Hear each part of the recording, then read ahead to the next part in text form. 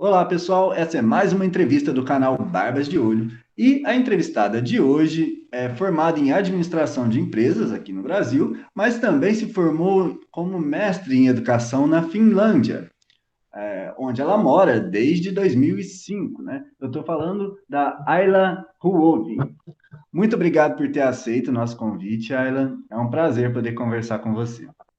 Obrigada, Thales, João. Prazer é todo meu poder conversar com vocês. É muito bom estar no canal para falar como que foi um pouco minha trajetória como professora na Finlândia. Fica até a dica, né, para os professores pensarem no futuro, como é que a gente pode fazer para vir para a Finlândia, para ir para a Finlândia, né? Eu sou professor no Brasil, como que eu faço? Bom, eu cheguei em 2005, como você mesmo disse, eu sou formada em administração de empresas e não em letras, não fiz nada na área de pedagogia no Brasil. E eu me tornei professora na Finlândia, é até hilário falar isso, mas foi por dinheiro, porque eu não consegui emprego na minha área aqui trabalhando em inglês, era super difícil. Então, depois que eu aprendi o idioma, o finlandês, porque na Finlândia o idioma é o finlandês e o sueco, e fui intérprete do governo, e numa dessas interpretações no Ministério da Educação, eu pensei, eu já dava aula para adultos, né, na Finlândia, de português. Para adulto você não precisa ter mestrado. Agora, para dar aula para crianças no ensino fundamental, você tem que ter mestrado. Então, eu pensei, calculando aqui, se eu fizer esse mestrado, é gratuito aqui mesmo, são 2 anos, e eu posso trabalhar para o governo e ganhar bem mais. Então, eu vou ser professora. Então, foi isso. Então, essa foi a minha trajetória como professora na Finlândia, que desde 2014, na verdade, eu dou aula para o ensino fundamental de crianças de 7 a 14 anos, de português, língua estrangeira. E aí fica a dica. Brasileiro, professor, como que eu faço para dar aula na Finlândia? Principalmente agora, pós-pandemia, que a gente está passando pela nossa crise pessoal que eu digo, sentido Finlândia, nós temos 2% dos professores desistiram de ser professores. Então, não é uma questão de que eles morreram, de que eles foram contaminados, eles simplesmente não querem mais ser professor. É só para pegar um pouquinho do gancho do que você está falando. Primeiramente, muito obrigado, né, por estar conversando com a gente aí. Para nós é um prazer sempre estar conversando com professores, com esse pessoal envolvido na educação, né?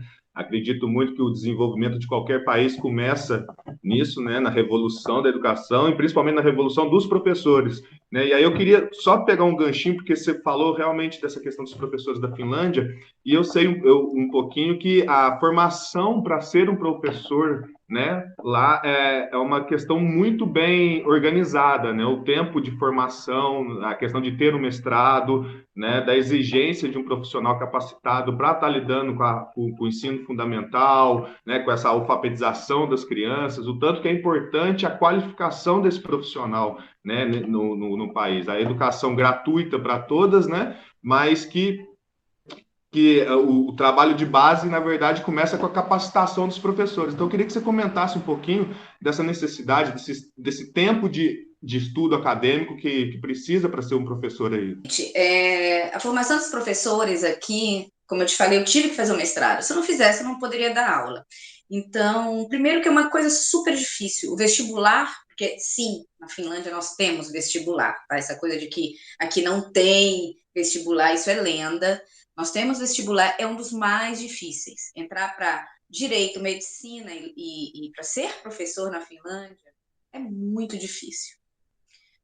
E posso te dizer que entre 10 jovens na Finlândia hoje, atualmente, 5 tentam ser professores, e eu acho que 3 conseguem. Então é bem difícil, e são 5 anos. A formação dos professores já inclui o mestrado. São 3 anos de bacharelado, 2 anos de mestrado, e isso já é incluso. A não ser o professor para alfabetização e um professor especial que trabalha com inclusão. Aí são 6 anos, na verdade. Por quê? Porque são professores que precisam realmente de uma formação melhor.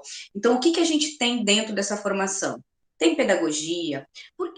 Uma outra questão, todo professor na Finlândia é pedagogo. A gente não tem a questão do coordenador. Por exemplo, não existe o coordenador numa escola da Finlândia. Por quê? Porque o professor ele é pedagogo. Ele vai ter a pedagogia dentro do grado, que são 2 anos. Então, a questão da prática também, né? Então, ele vai ter no início, no meio e no fim. Ele não fica o tempo todo estudando na teoria e não tendo a prática. O professor, ele não pode ir para a sala de aula antes dele estar formado. Então, nós temos aqui na Finlândia o que a gente chama de escolas formadoras ligadas às universidades. Por exemplo, é como se você fizesse medicina no Brasil, que você vai fazer um estágio no hospital, né?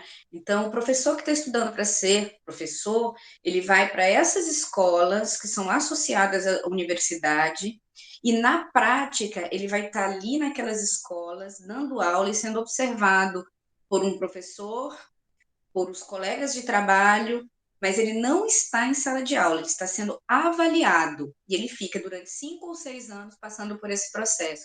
Então, dentro da formação, o professor ele tem, por exemplo, aulas de teatro, porque ele tem que aprender a dar 5 shows por dia, ele tem que saber como melhorar a voz, como ter empatia com o outro. Nós temos aulas de crítica, como você dá e receber um feedback. Por quê? Porque você tem que aprender a ser gente dentro de uma reunião com um diretor, com pais de alunos. É horrível falar isso, né? Ser gente, mas no sentido de não ser estúpido, de não falar demais o que pensa e o que acha que pode, porque a gente tem que aprender isso. Porque instintivamente a gente vai falar que nem eu estou falando para vocês, o que vem na cabeça. E quando você é professor, você não pode falar o que vem na cabeça. Por exemplo, a questão política. Como na Finlândia não se ensina política na escola, e tem motivos históricos para isso, um professor ele não pode chegar na sala de aula e falar assim: eu sou direita e você também vai ter que ser por esses motivos, né? Então, ele tem que saber se resguardar, ele tem que ter uma certa educação dentro de sala de aula, não que as pessoas na Finlândia não sejam apolíticas, não é isso. O voto aqui, inclusive, não é nem obrigatório e as pessoas ainda assim votam. O nível de corrupção na Finlândia medido atualmente é 0,1%, ou quase não existe. A verdade é essa. Mas aí você pode me perguntar, Ayla, como é que um professor não dá aula de política na Finlândia? Na verdade, a política ela é inserida dentro da história, da sociologia, da psicologia, ou nas aulas de debate. Que aí, como são essas aulas de debate? Uma vez por ano, durante uma semana, todos os partidos políticos da Finlândia são abertos a ir para as escolas no ensino médio e falar sobre o que eles fazem, e a visão deles, o plano de governo. E aí, geralmente, o professor ele pega, divide a turma em 2 grupos. Digamos, o João é da esquerda, o Thales é da direita. E aí você, João, vai fazer um trabalho baseado no que a direita pensa, né? No que você defende. Por que o teu partido é dessa forma? E aí o Thales vai fazer a mesma coisa. Na hora de apresentar o trabalho, na verdade, vocês vão apresentar as ideias contrárias, porque é aquela questão de você se colocar no lugar do outro e tentar entender. Pode até não concordar, mas tem que tentar entender. Então, hoje, na Finlândia, na questão dessa pandemia toda, acontece um negócio que a gente vê muito pouco nos outros países. A gente vê o governo e a oposição dando as mãos e trabalhando juntos para a resolução dos problemas da população. Eu, ouvindo você falar sobre isso, né, já me veio logo na cabeça um projeto que tem sido apresentado em diversas câmaras municipais, estaduais e mesmo na federal aqui no Brasil, que foi a Escola Sem Partido. Não sei se você teve conhecimento sobre isso. Que a premissa, o próprio nome, né, já dá uma ideia boa, né? Uma escola sem partido lembra exatamente essa iniciativa que você contou aí da Finlândia, né? Uma escola onde não houvesse o que eles têm chamado de doutrinação política, né? Onde não houvesse uma doutrinação política na sala de aula. Mas, pelo modo como ela se pretende aplicar esse projeto de lei, que inclusive já foi rechaçado pelo STF como inconstitucional, seria uma escola, na verdade, de um partido único, né? Uma escola que proibisse determinados tipos de ensino, que possibilitasse ao aluno que processasse o professor, né? Que o professor fosse tolhido das suas liberdades de fala, né? Não que promovesse o debate, mas que extinguisse o debate da sala de aula. Isso que você me falou me remete à formação dos professores. Porque, na verdade, o professor ele tem que ser treinado lá atrás para ter ética. Nós temos aulas de ética também. Então, a política não existir nas escolas da Finlândia é no sentido de que nós não temos o nosso staff defendendo partidos. Ela existe como nível de conhecimento que o cidadão tem que saber lidar com a política, porque a política faz parte da cidadania, né? E nós temos aqui educação moral e cívica. Então, isso que você me falou, por exemplo, do processo do aluno poder processar o professor, na Finlândia não acontece do aluno poder processar o professor, mas acontece sim, e ano passado teve um caso do próprio sindicato dos professores processar o professor, porque ela deu uma aula, no caso a professora, ela deu uma aula e comparou um determinado político finlandês aos nazistas. Ela foi suspensa e vai ter a licença dela ser revisada. Por quê? Porque a ética dela como professora foi questionada. Ela teria que, por exemplo, numa aula de história, falar sobre o nazismo, ela poderia falar sobre o atual partido político sem colocar a opinião própria dela, porque eu acho, porque eu não, ou fazer um trabalho com as crianças para conhecer a fundo o que aquele partido faz, enfim, que é o que a ética passa na formação dos professores. Então, eu acho muito legal, pessoalmente, como a Finlândia tem essa escola sem partido, eu acho que funciona.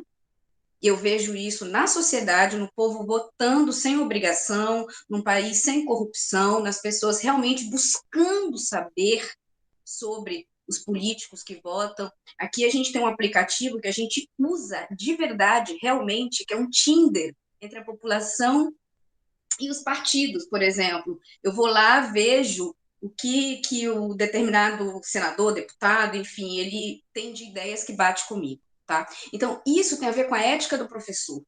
Então, quando eu falo nas minhas palestras no Brasil, quando alguém me pergunta qual que é a diferença, né, da educação na Finlândia e do Brasil, qual que é, na sua opinião, me perguntam muito isso, qual é a principal diferença e o que faz essa diferença?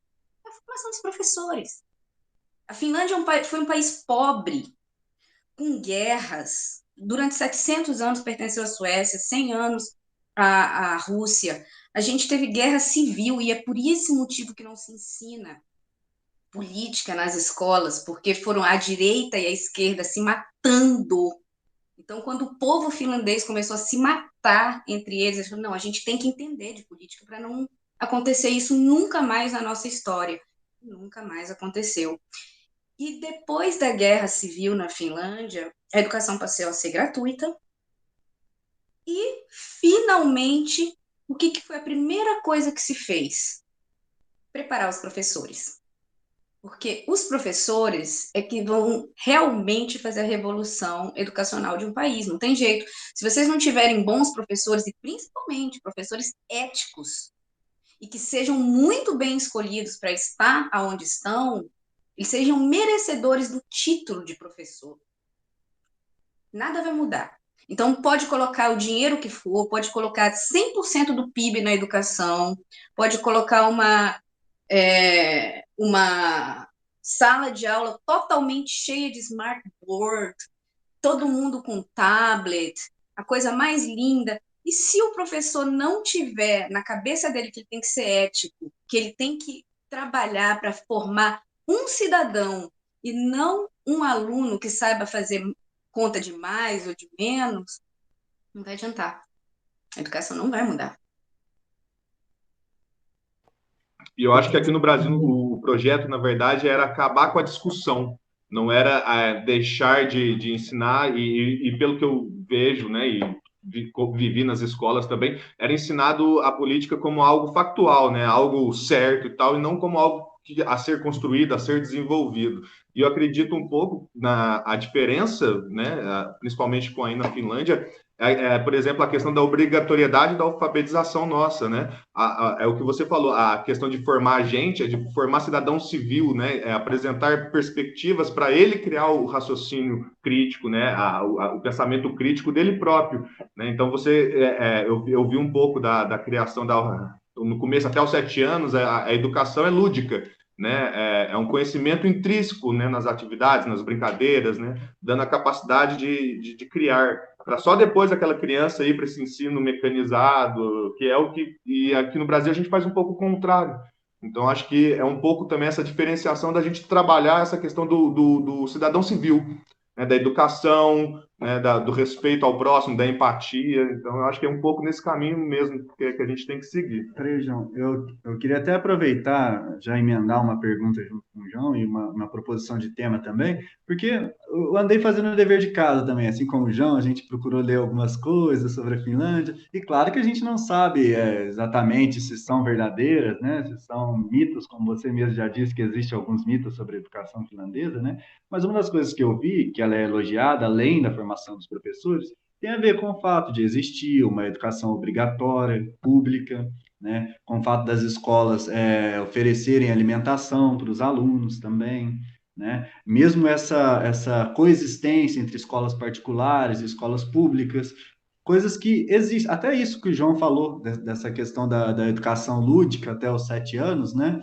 é bem verdade que a alfabetização aqui no Brasil, ela começa a acontecer de fato a partir dos 7, 8 anos, né, existe aquele processo antes das creches lá, né, mas a alfabetização começa a partir na verdade, a partir dos 6 anos, né? Que seria o primeiro ano do ensino fundamental aqui em Minas Gerais, pelo menos, né? Em outros estados é um pouco diferente.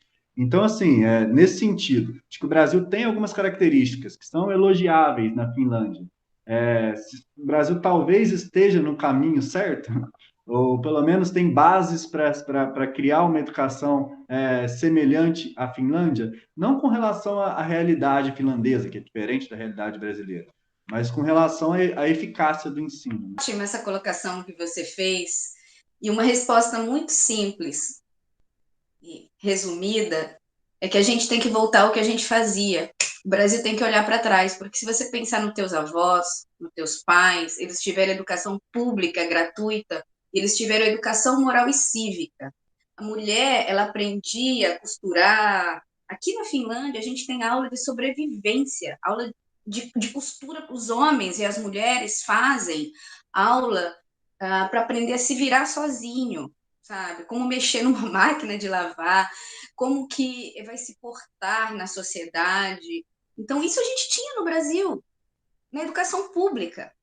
Então, hoje, se a gente vê um advogado de 60 anos, de 66, 70, e você perguntar para ele, advogado, um médico, um administrador, qualquer pessoa que está acima de 60 anos, até mesmo acima de 55, onde você estudou?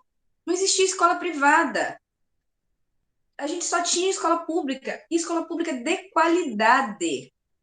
Por quê? Porque antigamente, no sistema, a gente pensava também no Brasil na questão da formação civil. Em algum momento da história, isso se perdeu. Nós tivemos as escolas privadas, que foi o contrário da Finlândia. A Finlândia é um país que tem, historicamente, começou a educação como uma escola privada e cara e elitista. O Brasil tinha uma escola pública. Aí depois veio a escola privada, cara e elitista. E aí a Finlândia adotou finalmente o ensino público. E aí dentro do ensino público, essa questão de ser obrigatório, você sabe por que foi? Porque era um país tão pobre, que as pessoas falavam, olha, o ensino é gratuito, pelo amor de Deus, vem estudar. Não, mas meu filho tem que ir para a roça trabalhar, meu filho não tem como ir para a escola estudar. As crianças só começaram a ir para a escola quando foi oferecido mingau quente, porque não tinha nem comida aqui. Eles davam um mingau de aveia quente e os pais começaram a mandar os filhos para a escola para comer. Aí os alunos começaram a ir para a escola, né? Porque mesmo sendo obrigado, os alunos não iam. Aqui no Brasil, a gente tem também, até hoje, essa realidade, né, de muitos alunos que vão às escolas públicas para se alimentarem, né? Inclusive agora, durante a pandemia, tiveram algumas medidas do próprio governo federal, né? Por mais que se critique o governo federal, e eu sou muito crítico mesmo, porque merece diversas críticas, mas houve iniciativas partindo do Poder Executivo Federal e também dos estaduais, né? Para que a alimentação, a merenda dos alunos continuasse a ser servida. Então, eles iam à escola buscar umas mini cestas básicas, assim, para poder se alimentar, né? Porque a gente sabe que a função pública, a função da escola pública aqui no Brasil também inclui isso, né? Mas só para complementar uma outra questão ainda, e eu ouvi a continuação da sua resposta, você está falando da existência da educação privada e da qualidade da educação pública na Finlândia. Aqui no Brasil, existe também essa coexistência, também ela de fato acontece no Brasil. Porém, como o próprio historiador Darcy Ribeiro fala, né, a crise na educação no Brasil não é uma crise, é um projeto, né? No sentido de que grandes redes de educação privada se beneficiam dessa precariedade estrutural e de formação em diversos aspectos da educação pública. E essa diferença entre escola e universidade, né? Aqui a gente paga escola para ir estudar no público, né? E quem está no público, se formando ali no ensino médio público, depois acaba indo para uma universidade particular. Então... Eu vou falar sobre a questão da comida e vou falar sobre a questão da pergunta passada, que foi da alfabetização. Então, eu acho que a alfabetização no Brasil, ela é mais, como eu posso dizer, mais levada a sério desde muito cedo, porque nós temos um sistema social diferente do da Finlândia. Nós temos um sistema que prepara o filho dos 7 anos, praticamente, a passar num vestibular, quando ele tiver 14, 15 anos. Então, a pressão para uma criança no Brasil é diferente da Finlândia. Por quê? Porque na Finlândia a gente não se preocupa no sentido, eu professora, eu mãe, eu não me preocupo que a minha filha ela seja uma advogada, ela tem que ser uma médica, ela tem que passar no vestibular. Não. Então, no ensino infantil, a gente se preocupa com que as crianças saibam falar obrigado, com licença, me desculpe, eu vou ficar calado na hora que você estiver falando. E isso para a gente é importante, porque quando ela começar o ensino fundamental, ela vai aprender a ler, inevitavelmente, aos 7 anos. E aí, quando ela começar a aprender a ler, ela vai dar menos trabalho para aquela professora do ensino, do primeiro ano do fundamental, porque ela não vai ser uma criança tão mal educada, tão difícil, que vai atrapalhar a aula. Então, essa transição é muito importante. E aí, a questão que você falou da comida. Você falou um negócio super interessante nessa coisa da pandemia, porque nós, na Finlândia, ficamos só 2 meses fechados. Foi um caos e bastou para se mudar a lei. Porque o Brasil, você tem um ensino obrigatório até o ensino médio, é isso? Me falaram isso, não sei se é verdade. Na Finlândia, era só até o 9º ano. Depois da pandemia, o ensino passou a ser obrigatório até o ensino médio, porque as crianças estavam desistindo. Acabou o ensino fundamental, não sei o que eu vou fazer, vou ficar em casa. Vou aproveitar a pandemia e ficar em casa, sem fazer nada, porque não pode sair, eu não vejo perspectiva de vida, meus pais estão perdendo o emprego, então o mundo acabou. Então, essa falta de perspectiva que a pandemia trouxe, e eu fico pensando no Brasil, há um ano e pouco fechado, né? A gente ficou 2 meses fechado e causou isso. E lá atrás, quando a gente estava fechado, eu fiz consultoria para o Estado de São Paulo, para a questão do protocolo, né, de volta às aulas, e eu dava várias palestras para como que estava acontecendo na Finlândia. E uma das coisas que eu falava, que eu achava um absurdo, que aqui, como as escolas recebiam um valor do governo municipal, porque as escolas, elas se, como fala em português, assim, elas se reportam para o municipal e não para o federal, elas recebiam uma verba para merenda. 2 vezes por semana, a escola distribuía a merenda no pátio e vinham buscar. Por exemplo, de segunda-feira, os alunos pegavam a comida para segunda, terça, e na quarta, pegava quarta, quinta e sexta.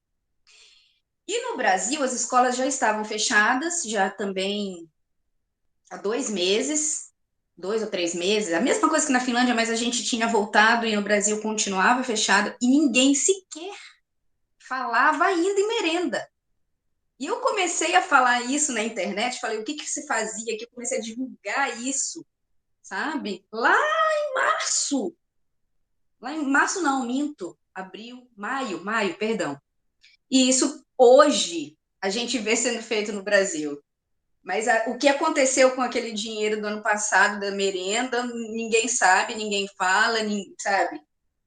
Mas aí a gente começou a ver que lá fora está fazendo, a gente começou a ver, dá para cobrar, a população cobrou e foi isso que aconteceu. Mas eu não vi isso acontecer no início da pandemia. Assim, aqui, aproveitando já, pegando aí, falando mais de pandemia, né? Aqui no Brasil, a educação não deu conta mesmo, né, de trabalhar, de colocar os protocolos. O próprio governo de São Paulo, assim, patinou muito mesmo, né? A gente tem, hoje, igual você falou, assim, na Finlândia, né, com todo um preparo, com todo um apoio de governo muito bem estruturado, professores estavam desistindo da carreira, né? O risco ali, imagina no Brasil, onde primeiro, o professor já não é nem capacitado, né? O ensino público, a gente tem um número de professores com idades acima de 40, 50 anos, que a própria tecnologia é um desafio, né? O uso de tablets e de plataformas, né? Então, precisa ter uma capacitação dessa. A questão da educação dos alunos, né? Porque a educação de uma criança que, por favor, o desculpa, é muito complicado no ensino público, né? A forma... E aí cheguei a ver alguma coisa também, que na Finlândia teve questões, né, dessa questão do aluno não voltar para a escola ou desse ensino à distância 100% em casa, gerando problemas que antes já estavam sendo minimizados com a educação, né? A questão de obesidade, a questão de violência doméstica, né? E que aqui no Brasil, se a gente for pensar em desigualdade social, nisso tudo, principalmente em violência doméstica, em acesso a tecnologias, o aluno do ensino público, ele está sofrendo muito, né? Não é toda criança que tem uma internet, um tablet, alguma coisa para estar acompanhando essa disciplina, né? Não é toda criança que tem um lar saudável, né? Que está ali com pai e mãe educando e criando isso, e acaba perdendo ainda mais esse tipo de educação por não estar indo na escola. Então, eu queria que você comentasse um pouquinho dessa questão da eficácia de um ensino 100% à distância ou de um ensino híbrido também nessa situação de pandemia, porque é uma coisa que o Brasil não está conseguindo realmente discutir e fazer ações que tenham uma efetividade nessa situação. Ótimo que você perguntou isso, João, porque eu morro muito, eu tenho vontade de rir muitas vezes quando as pessoas falam ensino híbrido no Brasil, né? Um negócio que ninguém nem sabia o que era antes da pandemia e de repente virou assim moda que nem fala ensino híbrido como se fosse água enfim. E não é. Ensino híbrido, para acontecer, você precisa ter escola. Então, na Finlândia, se tem uma coisa que nós aprendemos, eu falo assim, meus colegas professores e o governo, foi que nunca na Finlândia o ensino vai ser 100% online. Então, para você fazer, por exemplo, uma sala de aula invertida, que faz parte do ensino híbrido, você tem que ter a sala de aula. Você tem que ter grupos diferentes. Então, uma coisa é você ter EAD, e a outra coisa é você ter o ensino híbrido. A Finlândia trabalha com o ensino através de projetos, que muita gente no Brasil já escreveu no passado, a Finlândia será o primeiro país a abolir as disciplinas. Isso não nunca aconteceu, a gente nunca teve a intenção de fazer isso. Mas isso é ensino através de projetos, que são nada mais, nada menos do que ensino interdisciplinar. O que também vai virar moda no Brasil com o novo ensino médio. Vocês também vão aprender melhor a ter que trabalhar em grupo, vai ser uma grande confusão, mas vai dar tudo certo. Esperem 10 anos, porque parece que depois de 10 anos, o negócio começa a funcionar, tô brincando. Tomara que seja antes. mas vocês vão ver que vão ser, assim, que não existe essa coisa de acabar com as disciplinas e que vocês vão precisar realmente das pessoas, assim como a gente precisa. Com a pandemia, quando a gente ficou 2 meses tendo só o ensino à distância, tudo isso se agravou, que você falou. A obesidade, a questão da violência doméstica, que também exige. A realidade de muitos finlandeses, também tem gente que pensa que não tem pobreza, né? Foi de estar num lugar pequeno, de pai e mãe tendo que trabalhar com o filho, e não que o pai e a mãe fossem ajudar o filho no dever de casa, porque isso era o papel do professor. E foi aí que a gente perdeu o professor. Nos 2 meses de ensino o tempo todo, porque aconteceu uma coisa inédita na Finlândia, que não acontecia. Os pais jogavam a culpa para o professor.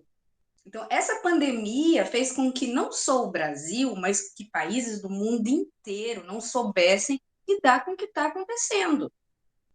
Então, é uma coisa nova. Para a gente também foi. E isso, ó, é bom que essa entrevista fique gravada aqui, porque isso vai refletir no PISA. A gente vai cair no PISA. Então, assim, a gente e o mundo todo, né? Então, aqui foi muito complicado em relação a isso, a questão das dificuldades, e foi por isso que a nossa primeira-ministra foi para a TV e falou assim, chega, vamos abrir as escolas agora. Eu não queria voltar para a escola como professora, eu estava assustada, eu falei, imagina, eu estava que nem os professores no Brasil, vão me matar, assassinos, querem que eu morra. Eu estava assim, a professora desesperada era eu. Então era óbvio que eu estava morrendo de medo. Só que ela não me deu a alternativa, ela não falou assim, se você não voltar, tudo bem. Ela falou, se você não voltar, você vai ser mandado embora. Pronto, acabou, não teve discussão. O meu sindicato dos professores falou assim, mas, poxa, vamos pensar nos professores. A gente não bate de frente, o sindicato aqui não bate muito de frente, é um negócio mais, vamos pensar. Não tem conversa. Ou você volta com os protocolos ou você é mandado embora. Só vai ficar em casa professor que está no grupo de risco ou professor que tem pai, mãe, alguém que cuida do grupo de risco. E assim, surpreendentemente, tudo deu muito certo. Por quê? Porque o professor que foi com medo e teve medo e tem medo, ele tem também um negócio chamado ética. O professor ele foi instruído a falar assim, olha, você não vai sair de casa, você vai dar aula, você vai cumprir os protocolos. Então, assim, a gente não via história de gente fazendo festa, saindo, vou casar e vou chamar todo o pessoal da escola para o meu casamento. Com certeza, com certeza. Falta isso, falta a educação do povo. É o que volta lá no começo do que a gente estava falando, né? A formação da educação, do cidadão civil, né? Eu acho que é um pouco nesse sentido aí. E a capacitação desse professor para ele ter acesso às informações, né? Ter acesso a como lidar também com isso. Isso, inclusive, foi uma discussão presente entre pessoas que defendem, que lutam pela educação aqui no Brasil, né? Se deveria voltar com os protocolos devido a todos os prejuízos pedagógicos que essa pandemia proporcionou, né? Ou se deveria segurar mais, porque era preferível ter prejuízos pedagógicos do que perder vidas, né? Que foi o argumento, inclusive, que prevaleceu entre os sindicatos da educação, né? Mas talvez justamente por isso, né? Porque os protocolos, por melhores que eles fossem, eles não eram bem aplicados, né? Ou não eram nem sequer aplicáveis, né? Porque não consideravam essa realidade específica do Brasil. E aí vai a questão de ter a educação, né? De ter a ética, de seguir esse protocolo, de seguir a recomendação, né? E não só de fazer o post nas redes sociais, fica em casa e na sua própria casa, às vezes tem 10 amigos ali fazendo festa. Então, não é nem questão de criticar o protocolo, e sim você mesmo, né? Olhar para dentro e falar assim, até onde eu estou respeitando essa situação. Porque eu tenho duas situações. Eu dou consultoria no Brasil desde 2013 e formação de professores. Então, basicamente, os meus clientes são escolas privadas. Quem me paga é uma escola privada. O público nunca me pagou, mas eu fazia isso voluntariamente. Então, por exemplo, eu tinha trabalho no Brasil para dar formação para a escola privada. Eu ia numa escola pública e dava uma formação, ou na LBV, ou em alguma instituição, enfim, para minha forma de retornar alguma coisa para o meu país. E é isso que eu tenho feito há muitos anos. Então, eu vou contar uma história para você rapidinho de um... Conheço muitos donos de escolas, tá? Então, em uma escola dessa minha amiga, ela reabriu em São Paulo e ela não teve nenhuma contaminação. Nenhuma. Aí eu tive uma outra amiga que abriu no interior de São Paulo, ela teve um professor contaminado. E aí fechou a escola inteira. Na minha opinião, eu falei assim, olha, aqui na Finlândia a gente fecharia a classe, né? E principalmente ia tentar identificar de onde que veio, quem teve contato, rastrear, né? Isso, mas não a escola inteira. Agora, numa dessas escolas públicas, que eu já dei formação e que eu conheço a diretora, 4 professores faleceram de Covid. Numa escola pública. Era uma escola mais que atendia a pessoas mais carentes, logo que abriu, e imediatamente fechou. Né? Então, e está fechada até hoje. Então, assim, isso me fez pensar numa realidade que a gente sabe que tem no Brasil, que é a pública e a privada, e que quanto mais a gente fica com escola fechada, por pior que a gente pode pensar que seja, mas vai morrer muita gente, a gente tem que parar de pensar, porque morrer muita gente está morrendo. Está morrendo. Com escola fechada ou com escola aberta, está morrendo. É a consciência do ser humano que a gente tem que pensar é daqui para frente. Quanto mais tempo a escola ficar fechada, maior esse espaço, esse gap que a gente tem entre público e privado vai acontecer e vai ser pior para o futuro. E quem vai perder com isso é o pobre. No futuro é o pobre que vai perder com isso. Como perde agora, como foi o pobre que morreu na escola pública. Não que na escola privada não vá morrer, gente, não é isso, pelo amor de Deus, sabe? Mas é aquilo que a gente falou desde o início, é quem tem acesso a um pouco de educação. Ou então que não precisa pegar 3 ônibus para ir dar aula, ou para ir para a escola, ou que o pai leva de carro, ou que tem toda aquela questão de ter álcool em gel. Tem gente que não tem dinheiro para comprar álcool em gel. Né? Então é isso. Um movimento interessante também com relação às escolas particulares, né? Porque elas estão forçando a volta, por mais que elas tenham mais estrutura, que os alunos estejam mais habituados a utilizar a tecnologia, pelo menos aqui na nossa região, que é uma região economicamente forte, né? Que é o sul de Minas, no parte sudeste do Brasil, então os alunos eles têm uma estrutura um pouco melhor nas escolas particulares, mas ainda assim as escolas particulares estão forçando a volta às aulas por estarem perdendo muitos alunos, né? E acaba voltando e fecha novamente, porque nem mesmo nas escolas particulares os protocolos têm sido seguidos com efetividade, né? E aí isso acaba gerando, que é um movimento, esse movimento que eu estou falando, um movimento super interessante, que é o de que os alunos estão saindo das escolas particulares e indo para as escolas públicas, né? E a partir do momento que as escolas públicas elas começam a ganhar esses alunos de uma outra classe social e esses alunos passam a ocupar esse espaço da educação pública, é verdade que é bem provável que eles retornem para a educação particular, mas se houver formas de eles ficarem na escola pública, a tendência é que a educação pública melhore, né?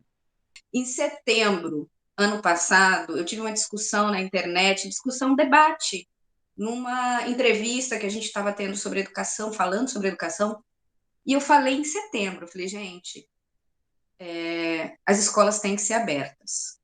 E aí as pessoas me atacavam, porque ninguém admitia que as escolas tinham que ser abertas. E lá em setembro, o que eu falei? O que eu vou repetir para você agora, e que agora vai fazer um pouco mais de sentido, talvez para você. Mas lá em setembro eu falei o seguinte: as escolas médias de bairro, privadas, vão falir. Quem vai ficar são os grandes grupos, né? São os grandes grupos que vão ficar. Então, assim, vamos ter os órfãos das escolas falidas, vamos ter os órfãos do pai desempregado que perdeu a renda no futuro, e aí nós teremos uma escola pública que não dá conta dos próprios alunos. como os alunos órfãos de classe média, porque essa classe vai cair, a classe C vai virar D, a classe B vai virar C, porque é uma coisa natural, o mundo está acontecendo isso, a Finlândia está tendo problemas econômicos, o mundo está tendo, por que o Brasil não vai ter? Então, isso vai acontecer na educação e a escola pública vai ter que assimilar esses alunos. Isso eu falei em setembro. Isso vai ser ruim. Não, a escola pública não vai melhorar. O Brasil, que tende a seguir o que o americano faz, porque a gente sabe que o Brasil tende a seguir o que o americano faz. Ele não vai seguir a educação da Finlândia, da Singapura, não. Segue o que o americano faz, né? Ninguém pensa, eu vou passar férias na Finlândia, eu vou para Miami. Ela não é. Então, o que acontece nos Estados Unidos? Lá em setembro eu falei isso aqui. Vão se usar vouchers educacionais. E hoje, essa semana, eu li sobre os vouchers educacionais. Eu falei, gente, em setembro, eu fui para a internet falar exatamente isso.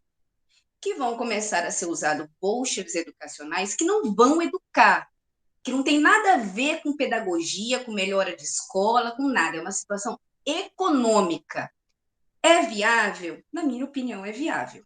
Economicamente, vai salvar muita escola privada, inclusive, dependendo do valor e de como isso vai ser negociado. Porque o que acontece nos Estados Unidos, os vouchers educacionais que eles têm, e o que isso causou? Melhorou a escola pública? Não melhorou a escola pública. Só fez com que o crescimento a diferença entre a escola pública e a privada aumentasse. Então, hoje, nos Estados Unidos, se eu for mãe e decidir ficar... se eu for mulher e decidir engravidar, eu tenho que calcular imediatamente quanto que eu tenho que guardar de dinheiro para a universidade do meu filho. E é isso que vai acontecer no Brasil. Então, ou seja, a questão dos vouchers, economicamente, vai ser viável. Principalmente para as escolas privadas, que vai ser um novo negócio. Porque o Brasil, a gente sabe que é isso. Escola privada também é bom, mas é um negócio. E aí os vouchers vão salvar esses negócios, que precisam ser salvos mesmo. Agora, dizer que vai melhorar a educação, não vai. E a educação pública vai piorar, porque as escolas públicas estão cheias de professores estressados, que não dão conta nem dos seus próprios alunos. Se eu já tenho 30 alunos numa sala, como é que eu vou fazer para ter 34, 40, 50? O governo não vai disponibilizar dinheiro, porque a gente sabe que não vai. Então, a gente vai estressar o diretor, o professor, a mãe, o próprio aluno que vai sentir isso. Então, vai ser um grande desastre, na minha opinião. Achei excelente sua colocação. De fato, é uma coisa que eu não tinha pensado. Inclusive, os vouchers já foram sugeridos ano passado aqui, né, pelo Ministério da Educação no Brasil. Já existem projetos nesse sentido, né? E caso eles não existam também, ainda tem um outro ponto contrário, né? Você mesmo destacou, essas escolas particulares são empresas, né? Elas precisam de lucro. Então, se elas deixam de existir as menores, a tendência é que essas grandes redes vão ficar cada vez mais potentes, né? Exato. De fato, eu não tinha pensado nesse aspecto. Eu concordo um pouco também com você. Eu ainda acho até aquela situação, né, que já acontecia e que agora está se agravando. Não vai passar de ano, está muito difícil esse AD, que do público está mais fácil. Né? O ensino público hoje do Brasil, ele depende de índice de aprovação na classe para aquela escola receber um dinheiro. Então, se os alunos não estiverem acompanhando, como é que essa escola vai se manter? Né? Tem que passar de ano sem que ele aprenda. Então, também acredito um pouco nisso. Acredito nessa mercantilização da educação, né? Educação como um produto. Eu vendo papel, eu vendo certificado. É isso que é o importante. Então, eu também vou um passo que, se a gente não investir em capacitação do professor, em mudar essa imagem de como o professor é visto no país, né, da importância desse profissional no sistema de desenvolvimento econômico, né, porque pode salvar a empresa, pode salvar essas coisas, mas também, para mim, são medidas um pouco paliativas.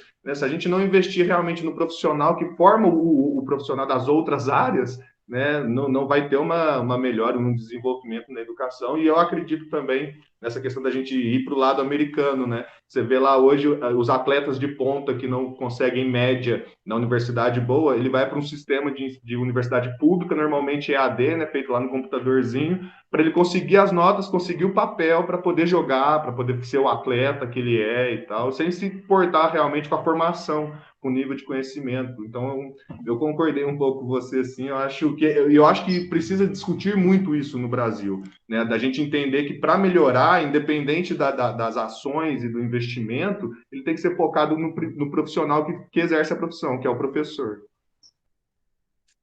Eu vou dar uma dica, uma sugestão, hein? Me falaram que não pode dizer dica na internet que é antiprofissional. Eu falei, gente, é uma sugestão. Fala para as professoras não, para os mantenedores de escolas privadas no Brasil, chegou a hora de se unir, ao invés de esperar o governo fazer alguma coisa que não vai adiantar muita coisa, de repente uma escola privada adota uma pública ou ajuda uma pública, e aí parece meio que utopia, mas eu acredito que o município que fizer isso vai para frente em termos educacionais, sabe? Adote uma escola pública, uma coisa do tipo.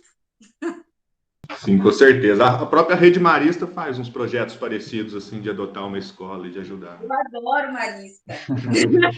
A gente já está encerrando. Se você quiser, fique à vontade para passar alguma mensagem final, mas eu já quero de antemão agradecer demais, né? A minha vontade. Nossa, eu ainda tinha outras coisas que eu gostaria de poder falar. Quem sabe a gente ainda faz uma segunda edição nessa entrevista, porque tinha muitas coisas sobre educação que eu gostaria muito de te ouvir, muitos temas que eu ainda gostaria de ter falado, que inclusive estavam no nosso roteiro lá, mas não deu tempo, né? Ainda bem que não deu tempo, significa que rendeu a nossa conversa, né? Porque quem sabe a gente fica por uma próxima agora. Então, muito obrigado de verdade. Você quer falar, João? Eu quero agradecer também você, Ayla, né? Antes de passar a bola para você também, mas é que falar de educação para a gente é sempre um prazer muito grande e eu acredito que é uma necessidade, e é uma necessidade que não vai deixar de existir, e eu acredito que é preciso levar essa discussão para o dia a dia mesmo, né? Para sua casa, para sua família, para o seu grupo de amigos, porque se o cidadão não cobrar, né, na hora do voto, na hora da participação, né, ali da política, essa questão do olhar para a educação, do olhar para o professor, né? Eu acho que a gente não vai caminhar, né? Então, eu queria te agradecer muito para trazer e para embasar um pouco esse assunto de valorizar o profissional, de valorizar a capacitação do professor. Finalizar agradecendo vocês e pedindo para as pessoas conhecerem a minha conta no Instagram, que foi assim que eu conheci o Thales, porque, na verdade, eu sou super nova no Instagram, só entrei no Instagram por causa da pandemia, e eu tô adorando. Por quê? Porque antes da pandemia, eu não tinha Instagram, não precisava de Instagram, eu ia para o Brasil 3 vezes por ano para dar palestra e formação para as pessoas que me pagavam, né? Aquela coisa bem assim. Então, só que aí na pandemia eu pensei, os meus clientes vão se esquecer de mim, vão me esquecer, e como é que eu vou fazer? E aí eles ficavam me pedindo assim, faz formação online, faz formação online. Não, gente, não posso, não tenho tempo para formação online. Eu tenho uma vida aqui, então no futuro, pós-pandemia eu volto, mas eu não queria que eles esquecessem de mim.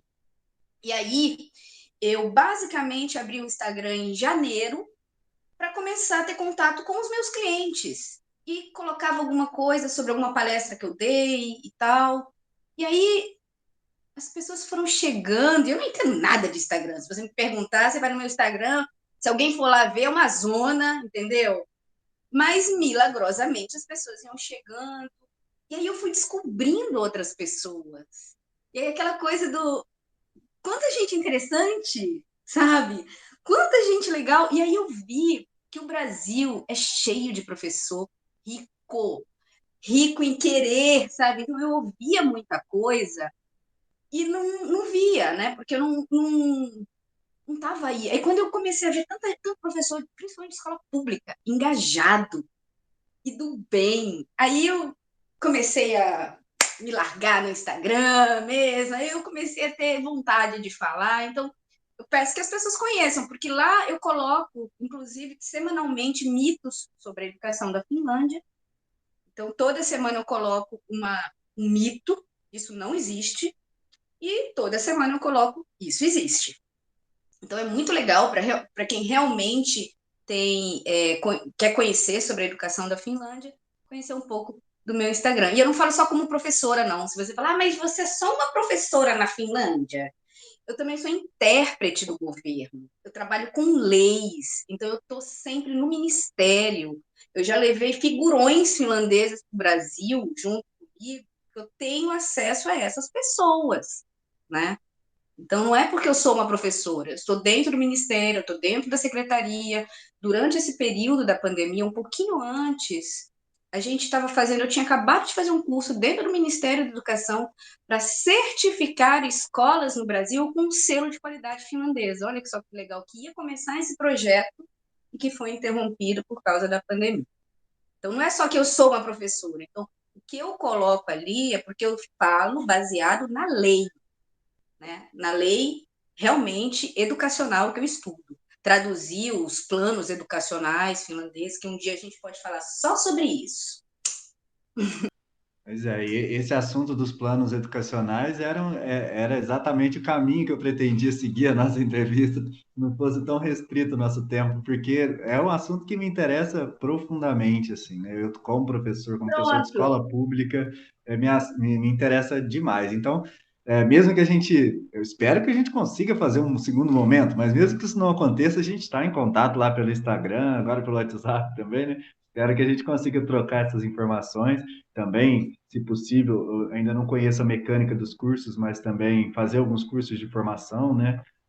Dentro das possibilidades que eu tiver, eu tenho certeza que será muito bom para mim, para Até minha porque o formação. Thales é um desses professores super engajado no ensino público aí, que está tentando e lutando para a gente caminhar, né? Colocar o Thales no meu PPP. Práticas positivas de professores do Brasil.